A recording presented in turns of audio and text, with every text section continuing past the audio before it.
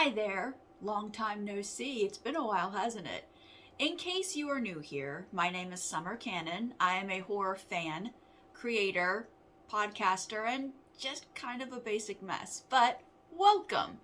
The reason why I'm making a video today is because I'd like to talk about my newest book, Your Mine, out through French Press.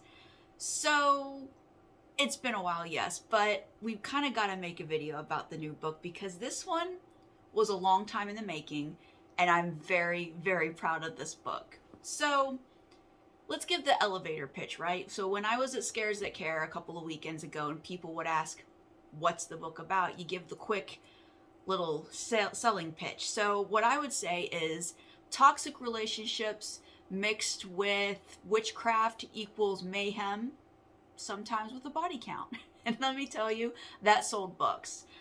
What the book is about is it's kind of a coming of age tale until it isn't. It's kind of a love story until it isn't. It's kind of a monster tale. It's one of those where who's the real monster here?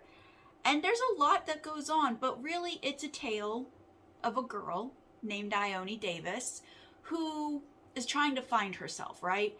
And she's a teenager with all the self-esteem problems that being a teenager comes with. You know, we all remember that time, and it sucked. And I'm definitely someone who thought that time of life sucked. I hated high school. I hated being a teenager.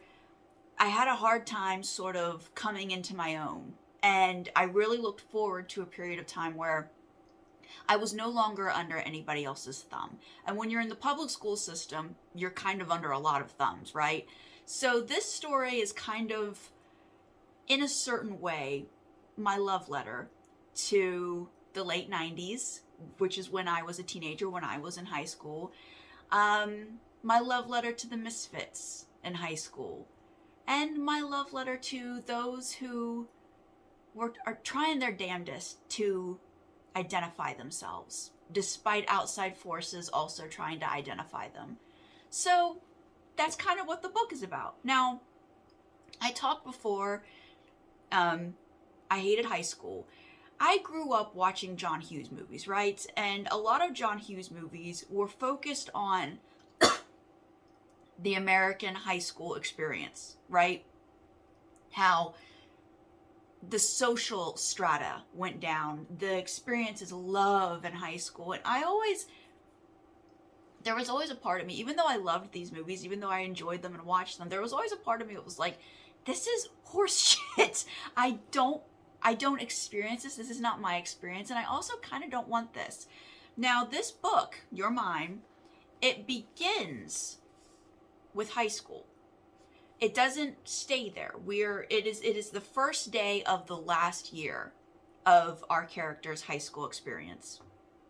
And that's because I'm not terribly interested, as an adult who's been through it, in the high school experience. What I'm more interested in is that first step of independence after high school, where we have the dissolution of the John Hughes experience of life, which is the cliques, the friendships, the love, while still having the safety net of the inexplicably rich parents, which are always in John Hughes movies. I'm not terribly interested in the high school thing. I'm more interested in, well, what happened right after high school? Where did you go? How did you start this new independent adult life? And that's what this book focuses on, where we go after that. And I mean, it doesn't work out well for our main characters, I gotta tell you, but it's an interesting journey, and it's a journey that interests me. I'm more interested in that first flush of independence, right? So I'm going to do a reading for you today. Usually when you go to do readings like this, you want to pick from a meaty scene, something that will give you a taste of what's really going on with this book. And I could do that, but I think I'm going to read to you the first 2 paragraphs of this book. And the first 2 paragraphs of the book don't quite touch on the subject just yet, but what they do is they set the overall tone for the rest of the book. And you'll see what I mean when I read it to you. But I really am proud of how the tone is set kind of immediately with very little action, which is not something I usually like to do. I usually like to do the punch of an opening scene, you know, when you open a book. This one, I decided to set the tone first. It's a little departure for me. So, chapter 1 of Your Mind.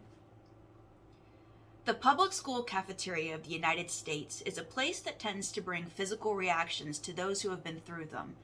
Oddly scented, not always terribly clean, and full of one's peers, hostile and otherwise, it's a place that sends adults into fits of nostalgia while the hapless students look on with a mixture of comfortable familiarity and self-esteem shriveling anxiety. On no other day were those anxious feelings more prominent than the first day of school. Well, except maybe that last first day. The last time one experiences that first day can be bittersweet, but for some, for those who would laugh derisively at the notion that high school contains the best years of your life, that final first day marks a great relief. With adulthood and independence on the horizon, and the desperate hope that one will no longer have to suffer the forced society of public school, that last first day is actually pretty fucking incredible. Freedom was less than a year away, and the world opened up with endless possibilities for those new graduates. At that age, with inexperience allowing optimism to rule, people tend to think that time is limitless and all things are possible. Experience teaches which of those things is true and which is absolute soul-sucking bullshit. A little bleak, but I think that does a really good job of setting the tone for the rest of this book. I mentioned before, this is a really, really proud moment for me putting this book out there. It was great being able to sell this in person at Scares That Care charity weekend in Williamsburg, Virginia. And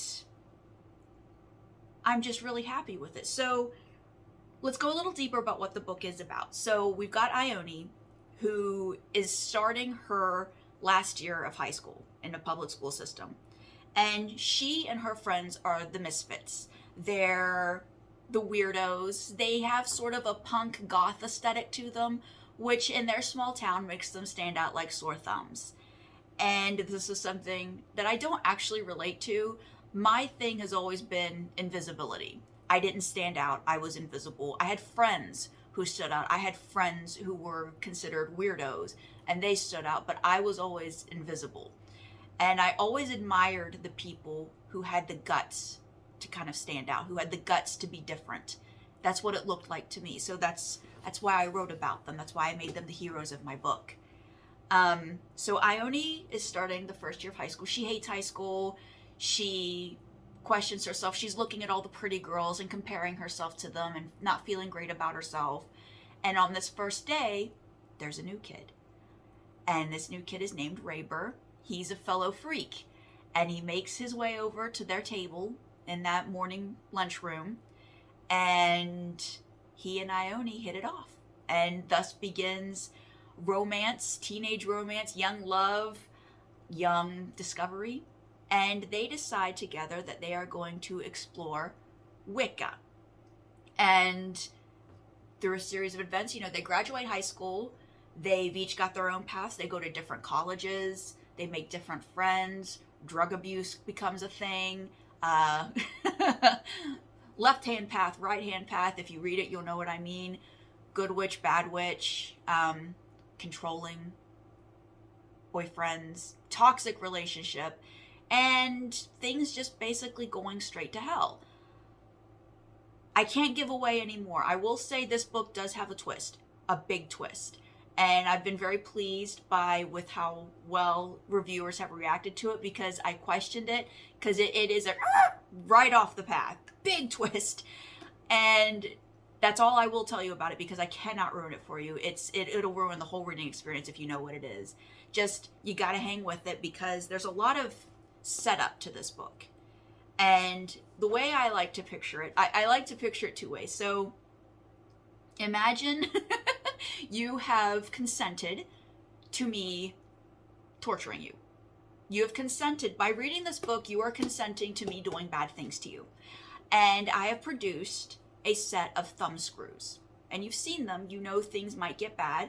And I put them on, and as we're going through the story, I'm tightening them a little bit, but nothing's getting too uncomfortable. You're still wondering what I'm going to do with them, but as time goes on, I tighten them a little more, and we get to discomfort, and a little more, still in discomfort, and then out of nowhere, I just chop your whole arm off. And then I do stuff with the arm, and I make you watch. So that's kind of what the ride with this book is going to be like, and I really hope you give it a try. It's available everywhere. My publisher, French Press, really worked hard to make sure this thing is available everywhere. Audiobook is coming, but there will be links below in the description of this video to take you wherever you want to go to get this book.